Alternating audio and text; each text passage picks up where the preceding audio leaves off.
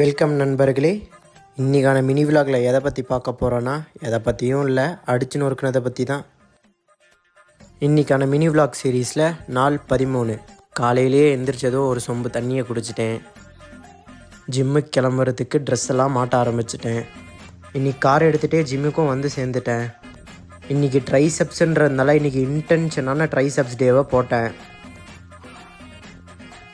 அப்படியே இன்றைக்கான ட்ரைசெப்ஸ் டேவை முடிச்சுக்கிட்டு அப்படியே கொஞ்ச நேரம் சும்மா போஸ்ட் பண்ணிகிட்டு இருந்தேன்.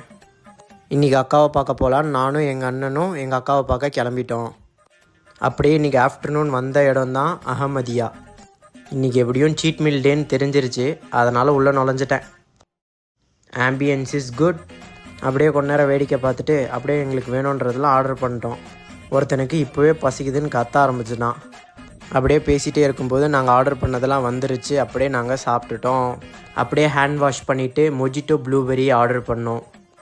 அதுவும் கைக்கு வந்துருச்சு, ஆனால் என்னால் முழுசாக குடிக்கவே முடியலை. அப்படியே ஈவினிங் வரைக்கும் நல்லா சுற்றி பார்த்தோம்.